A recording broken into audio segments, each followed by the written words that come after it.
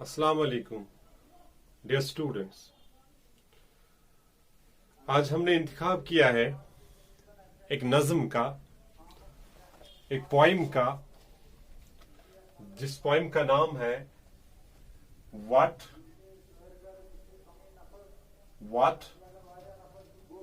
Is green.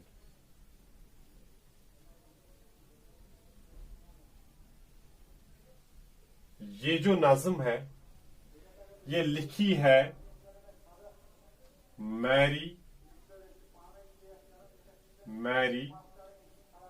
O nil.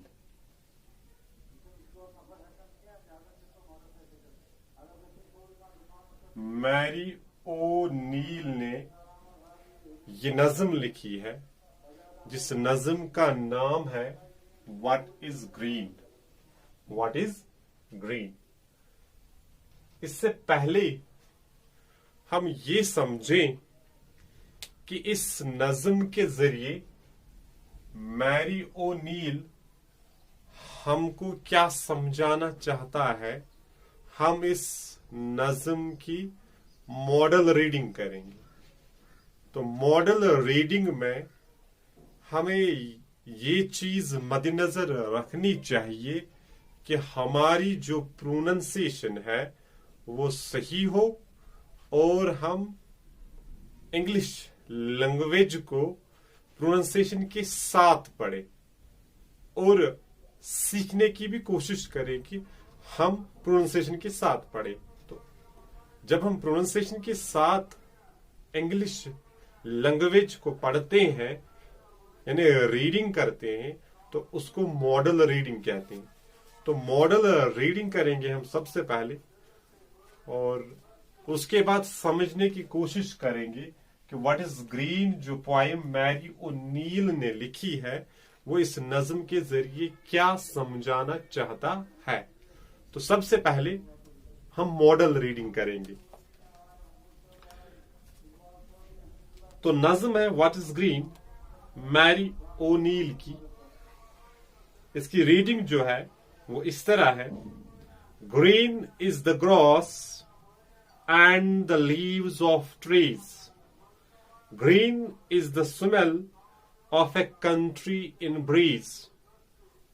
Green is a coolness you get in shade of the tall old woods where the moss is made. Green is a flutter. Green is a flutter that comes in spring when frost melts out of everything. Green is grasshopper. Green is jade. Green is hiding in a shade. तो ये what is green का नेसिव हिस्सा मैंने पढ़ा जिसकी मैंने model reading की।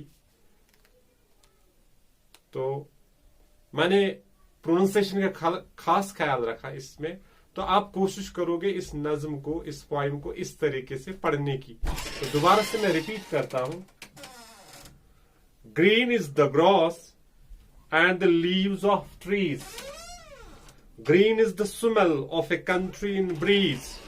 Green is a coolness you get in shade of the tall old wood where the moss is made. Green is a flutter that comes in spring when frost melts out of everything. Green is grasshopper. Green is jade. Green is hiding in a shade. ये इसकी model reading हुई। तो कोशिश करोगे आप इस नज्म को इस तरीके से पढ़ने की। इसके बाद सबसे पहली बात जो मैरी ओ नील ने इस नज्म के जरिए कहने की कोशिश की है वो ये है कि टू मेंटेन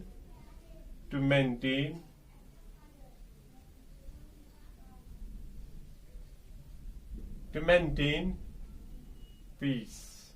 ये पहली बात है। पहली बात जो मैरी ओनील ने इस नज्म के जरिए कहने की कोशिश की है वो ये है कि टू मेंटेन पीस। दूसरा, to plant more and more trees. ये दूसरी बात कही है। यानी जो पहली बात मैरी ओनील ने कही है कि वो ये है कि जो ह्यूमन बीइंग है, जो इंसान है, इंसान को कोशिश करनी चाहिए कि वो अमन से रहे। पहली बात। अब नज्म को नाम दिया गया है व्हाट इज ग्रीन, यानी ग्रीन क्या है। अगर हम लफ्जी माने समझे ग्रीन क्या है, लेकिन इसकी जो मैसेज है व्हाट इज ग्रीन का जो असली माने हैं वो ये है कि आप अमन से रहें। आप सोसाइटी में, आप कम्युनिटी में, आप ग्लोबल वर्ल्ड में हमेशा कोशिश करें कि आप पीस से रहें, आप अमन से रहें। अब जब हम देखते हैं ग्रीन कलर जो है, ग्रीन कलर, अगर हम ग्रीन कलर की बात करें, ग्रीन कलर जो है, ग्रीन कलर हम इस एतबार से इस्तेमाल करते हैं, ग्रीन हमें पैगाम देता है अमन का।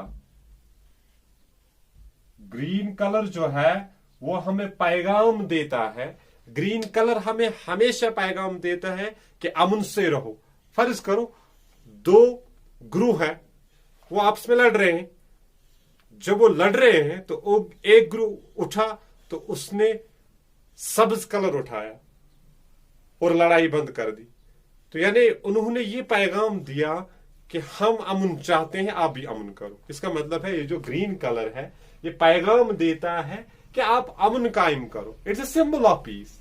Green colour is a symbol of peace. ये निशानी है अमन की। That is why Mary O'Neill ने यहां पे ग्रीन कलर को इस्तेमाल किया है ये मैसेज देने के लिए, पीस का पैगाम देने के लिए, पीस अमन बरकरार रखने के लिए, पीस को कम्युनिटी में लाने के लिए ग्रीन का इस्तेमाल किया है। यानी इसने मैसेज दिया है व्हाट इज ग्रीन। ग्रीन क्या है? ग्रीन अमन है। जब आप अमन कायम करोगे तो जो अमन आपकी वजह से कायम हो जाएगा उससे हर तरफ खुशहाली आएगी। ठीक उसी तरह जिस तरह जब ग्रीनरी होती है, चारों ओर जब ग्रीनरी होती है तो इंसान इस ग्रीनरी की वजह से खुश हो जाता है, इसका दिल खुश हो जाता है। तो इसको ग्रीन कलर को इस्तेमाल किया है मैरी ओनील ने इस वजह से कि आप अमन का पैगाम आगे ले जाओ, आप अमन पे काम करो, आप अमन से रहने की कोशिश करो। जब आप अमन से रहने की कोशिश करोगे तो आपको हर तरफ, चारों ओर हर तरफ ग्रीन जैसा महसूस हो जाएगा। तो इसीलिए मैरी ओनील ने इस नज्म का नाम ही रखा है व्हाट इज ग्रीन, इसीलिए ताकि आपको ये मैसेज दे सके कि ग्रीन कलर हमें पैगाम देता है कि हम अमन से रहे। तो मेंटेन पीस, हम अमन को कायम करें, हम अमन से रहे ताकि कम्युनिटी में, सोसाइटी में, ग्लोबल वर्ल्ड में खुशहाली आए।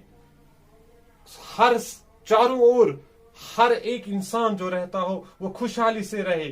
ठीक उसी तरह जिस तरह इंसान ग्रीन को देखकर, यानी सब्ज को देखकर, जो चारों ओर, अगर हम बात करें जब स्प्रिंग में हम देखते हैं, जब स्प्रिंग में चारों ओर ग्रीनरी होती है, मीडोज होते हैं, तो जब हम इन मीडोज में जाते हैं तो हमारा दिल खुश हो जाता है। इसी तरह ग्रीन हमें पैगाम देता है कि अगर हम ये पीस कायम करे तो इंसान खुशहाली के साथ रह सकता है। तो ये पहला मैसेज है मैरी ओनील का इस पोएम में व्हाट इज ग्रीन का, ठीक है, जिसका नाम व्हाट इज ग्रीन है।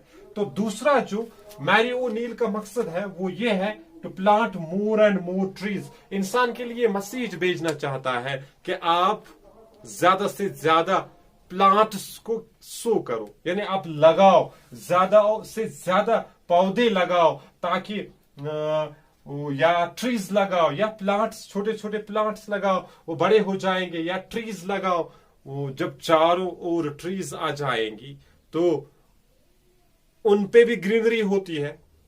अगर हम लीव्स की बात करें तो जब हम प्लांट ट्रीज करेंगे हमारा जो एनवायरमेंट होगा वो क्लीन, नीट और क्लीन हो जाएगा, हमें फ्रेश ऑक्सीजन मिलेगा, हमारा माहौल साफ हो जाएगा। तो दूसरा जो मैसेज है शॉर्ट में मैरी ओनील का, क्या इंसान के लिए एक मैसेज है, to plant more and more trees. आप ज्यादा से ज्यादा पौधे लगाओ, दरख्त लगाओ, ताकि माहौल साफ हो जाए और सारा माहौल हमें खुशगवार लगे। तो व्हाट इज ग्रीन जो पोइम है मैरी ओनील की, इसमें मैरी ओनील यही मैसेज देना चाहता है कि to maintain peace, to plant more and more trees, ताकि जो हमारा माहौल है, हमारी जो दुनिया है, जब हम इन दो चीजों पे काम करें तो हमारा जो माहौल है, हमारी जो दुनिया है, ये खुशहाल होगी।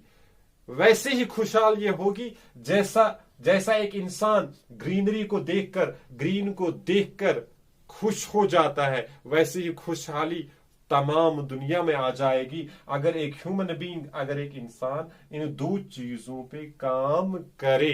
तो हमने ये समझा कि मैरी ओनील ये पैगाम ह्यूमन बींग्स को देना चाहता है अपनी नज्म व्हाट इज ग्रीन के जरिए। और जो ग्रीन कलर इस्तेमाल किया है मैरी ओनील ने इस नज्म में, वो इसलिए किया है कि ग्रीन जो है, एक तो ये हर इंसान के दिल को लुभाता है, दूसरी बात ग्रीन को इस्तेमाल किया है इस पोइम में मैरी ओनील ने इसलिए क्योंकि ग्रीन हमें पैगाम देता है कि इंसान हमेशा अमन से रहे और अमन कायम करने की कोशिश करे। इंशाल्लाह आगे जाके हम इसी नज्म पे बात करेंगे। फिलहाल आपके लिए इतना समझना काफी होगा इस लेक्चर फर्स्ट में, ताकि आप ये दो चीजें समझें और मॉडल रीडिंग पे आप अपना ध्यान दें, आप अपनी मॉडल रीडिंग ठीक करें, अपनी प्रोनाउंसिएशन ठीक करें, ताकि आपको आगे जाके फायदा मिले। Thank you very much.